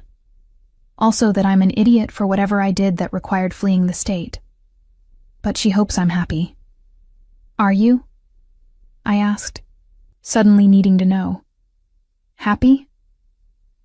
He looked around the partially repaired cabin, at the boxes of plants, at me with dirt under my fingernails and exhaustion shadowing my eyes. "I'm terrified, stressed, and working harder than I have in years." He crossed to me, his hands framing my face with the gentleness that never failed to surprise me. "And yes, I'm happy. Are you?" I considered the question seriously, as I did most things. I missed the predictability of my old life, the certainty of knowing exactly what each day would hold. I leaned into his touch. But I don't miss the loneliness. I don't miss feeling like I was just existing rather than living. Even with mushrooms in the bathroom? Especially with mushrooms in the bathroom. They're a problem I understand how to solve. We fell into routines, because both of us needed structure to function. Mornings were for greenhouse work, me cataloging plants and planning propagation strategies, Dante learning cultivation techniques with the same methodical precision he brought to everything. Afternoons for cabin repairs, evenings for planning our future business. "Cold, hardy medicinals," I explained during one of our evening sessions, showing him my growing database of potential crops. Rhodiola rosea for adaptogenic properties, Arnica montana for inflammation, various Artemisia species. There's a market for organic, sustainably harvested medicinals, especially among herbalists and alternative medicine practitioners. Dante studied the information with the same focus he'd once applied to criminal operations. Profit margins? Variable. Lower than conventional agriculture initially, but with premium pricing for quality and rarity. We'd need to establish reputation, build relationships with buyers. I pulled up another spreadsheet. I've been researching online presence, educational content about plant medicine, maybe YouTube videos about sustainable cultivation, combined with direct sales to practitioners. You've already thought this through completely. I've had a lot of thinking time while repairing greenhouse panels. I gestured to my hands, currently covered in small cuts from handling glass. The botanical knowledge is just raw data.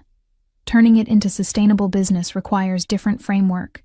That's where I come in. Dante's expression had shifted into what I'd learned to recognize as his strategic planning mode. I know logistics, distribution, how to structure operations efficiently. I can't contribute to the botanical aspects, but I can build the business infrastructure around it. This was how we worked. Complementary skills, mutual respect, honest assessment of strengths and limitations. It felt nothing like the performing I'd done my entire life trying to fit into neurotypical expectations. This felt like genuine partnership. 6 weeks after arriving, we got our first test. I was in the greenhouse, carefully transplanting some rhodiola seedlings, when Dante appeared in the doorway with an expression I'd learned to dread, controlled but concerned. "Someone's here," he said quietly. "Car coming up the access road." My heart rate immediately spiked. "Paolo?" "Don't know yet, but the car's a rental, not the kind his people typically use." He'd already positioned himself where he could see but not be easily seen. "Stay in the greenhouse. If anything goes wrong..." "We go through the back exit to the tree line. I know the plan." We'd rehearsed various scenarios obsessively, both of us too aware of what pursuit from Paolo would mean. The car pulled up, a standard sedan, dusty from the rural roads. The door opened, and a woman emerged. Mid-30s, professional clothing, carrying a briefcase. Definitely not one of Paolo's enforcers. Dante had moved to intercept her before she reached the cabin. I watched through the greenhouse glass, my hand still holding the transplant I'd been working on, unable to continue, but unable to set it down either.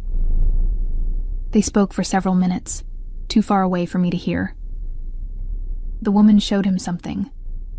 Identification of some kind. Dante's body language shifted from defensive to something I couldn't quite read. Finally, he gestured for me to join them. "Meadow, this is Agent Sarah Chen from the FBI." Dante's voice was carefully neutral. "She has some information we need to hear." Agent Chen extended her hand, which I shook awkwardly with my dirt-covered fingers. "Ms. Gallagher, sorry to appear unannounced, but we've been monitoring communications related to Paolo Russo's organization." "Monitoring," I repeated. "As in, you know about the money we took?" "Among other things."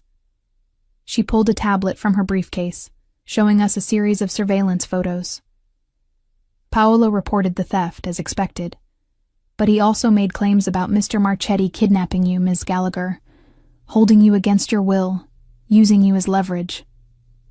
I felt my expression flatten, the mask I wore when people made assumptions about my capacity for agency. "I'm here voluntarily. I helped plan the theft." I threw capsaicin extract at his associate's face. "I'm a willing participant in everything that's happened." Agent Chen actually smiled. "That's what we suspected, but we had to verify." She swiped to another image. "The reason I'm here is that Paolo's organization is currently under federal investigation. Has been for 18 months. We have considerable evidence of racketeering, extortion, money laundering, all the standard charges." "And you want Dante to testify?" I said, seeing where this was leading. "We want Mr. Marchetti to consider cooperating, yes. His insider knowledge would be valuable." She looked at Dante directly. "In exchange, we can offer witness protection, relocation assistance, clean records for both of you regarding the theft." Dante had gone very still beside me. "And if I refuse?"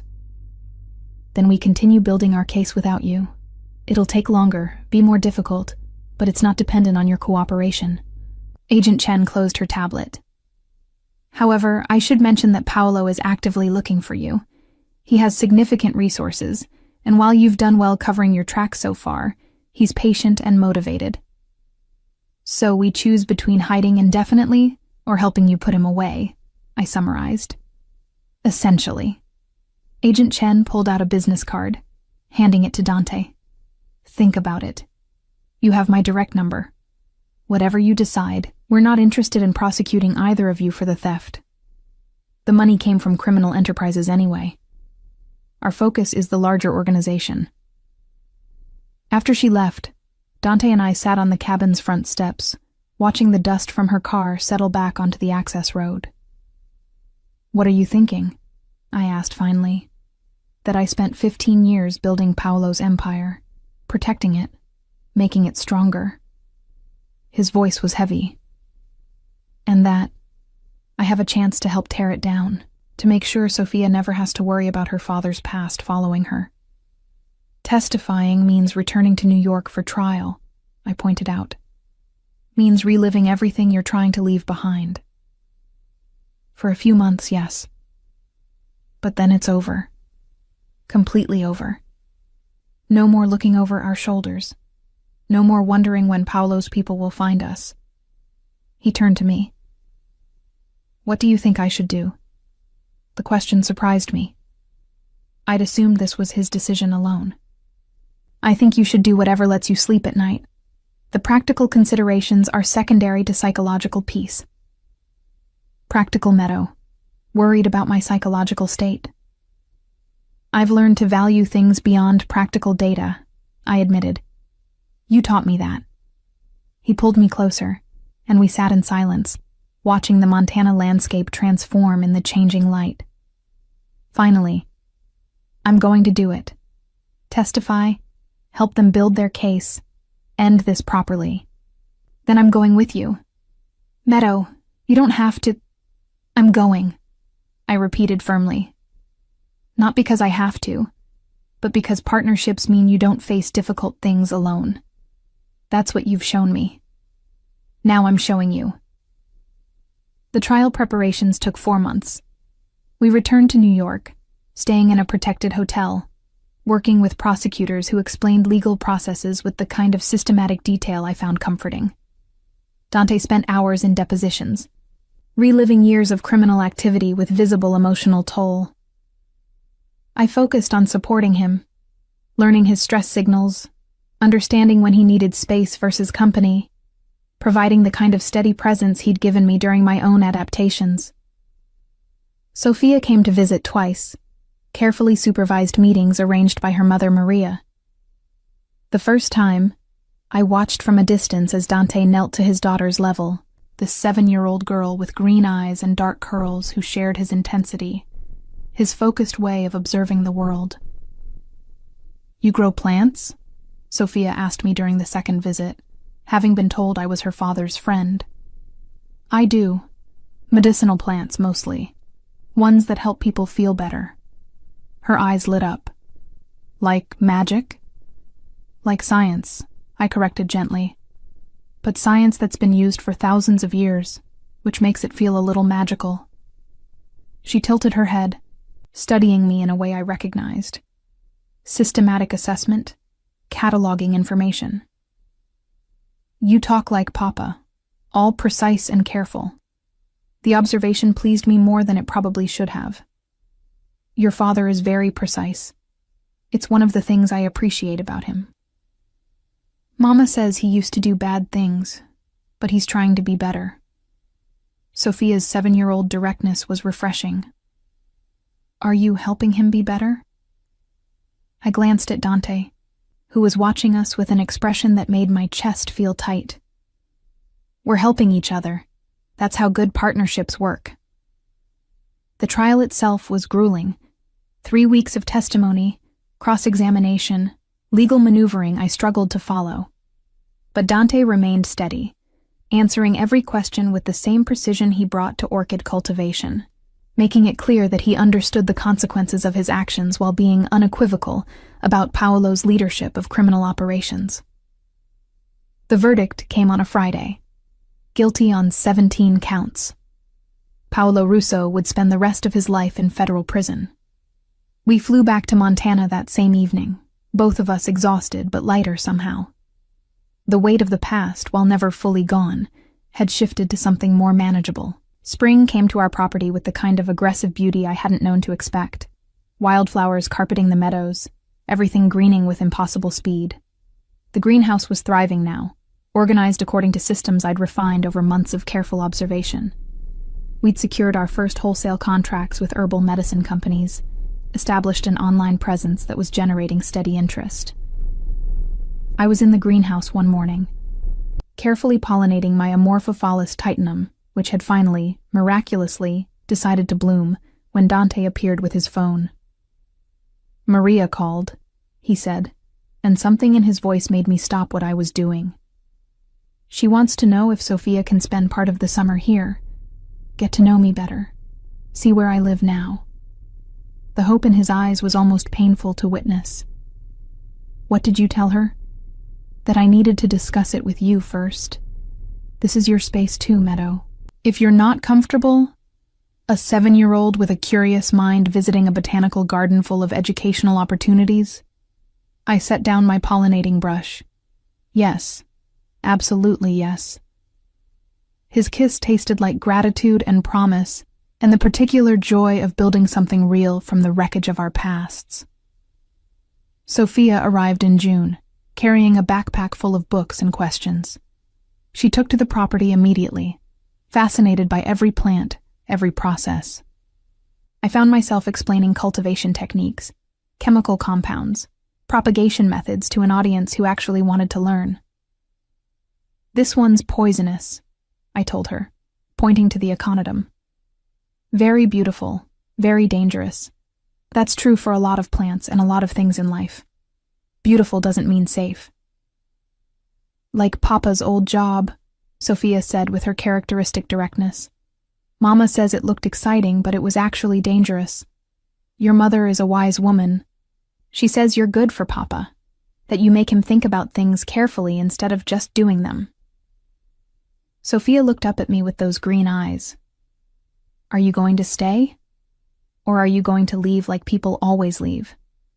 The question, delivered with such casual devastation, made my chest hurt.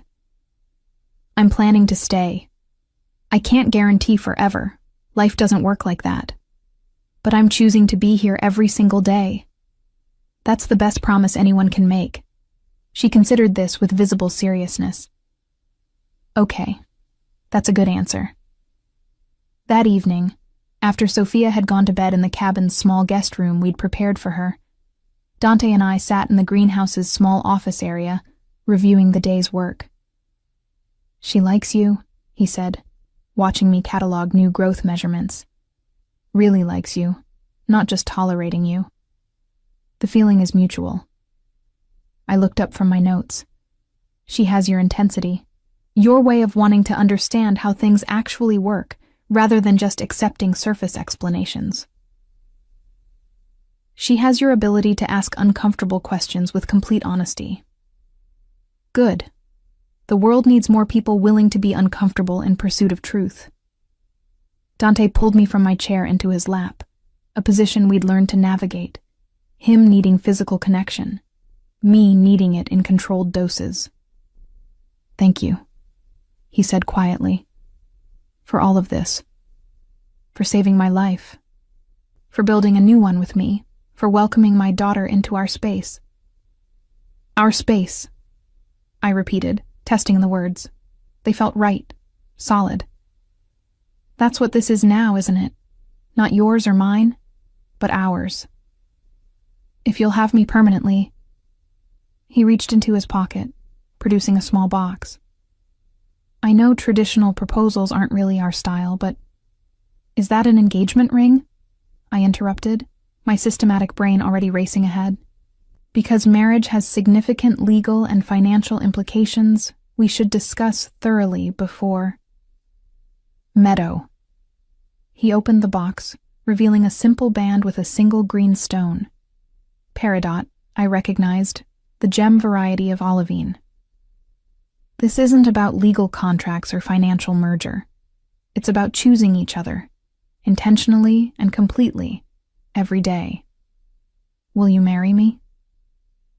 I looked at the ring, then at his face, then at the greenhouse around us, this sanctuary we'd built together from necessity, fear, and eventually, love. "Yes," I said, "but I need you to understand that I'm not good at traditional wife things. I won't always recognize when you need emotional support. I'll forget anniversaries. I'll probably care more about my plants than about social obligations." "I'm not looking for a traditional wife," Dante replied, sliding the ring onto my finger. "I'm looking for you, exactly as you are. Brilliant, honest, occasionally terrifying in your directness. My Meadow, who saves poisoned strangers and throws botanical weapons at armed men." "That does sound like me," I admitted. We married in September, exactly 1 year after Dante had crashed through my greenhouse door dying. The ceremony was small, just Sophia, Maria, who had grown to appreciate what Dante was building, Agent Chen, who'd become an unexpected friend, and Dante's cousin Lucia, who'd saved my plants. No churches, no formal venues.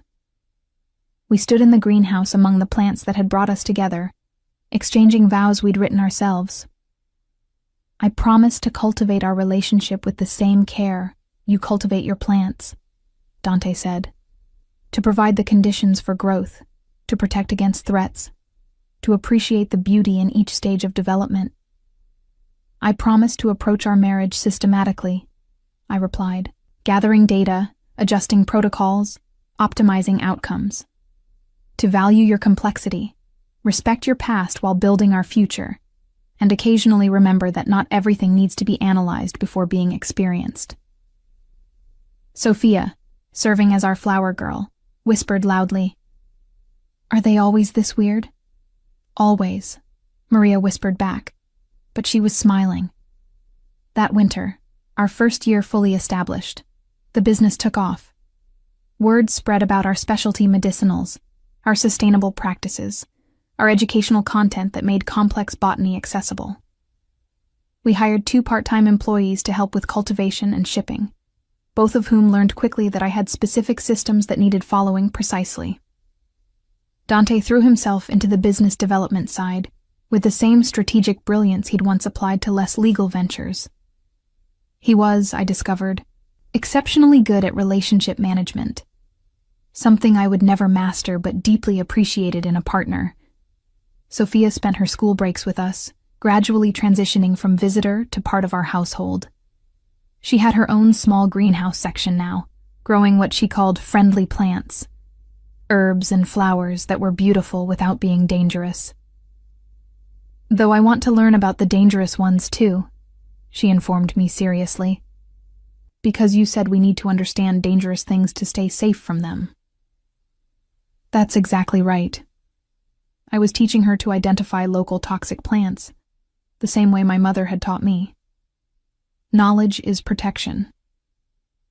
One evening in late January, as heavy snow blanketed our property and transformed everything into pristine white silence, Dante found me in the greenhouse.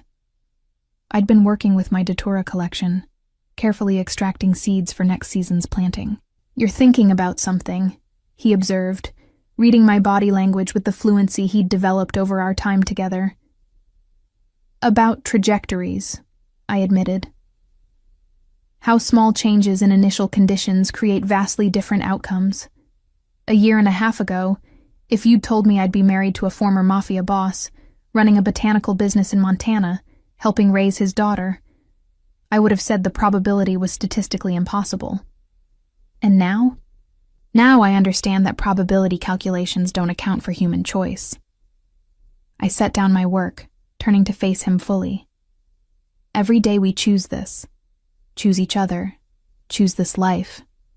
Choose to be better than our past suggested we could be."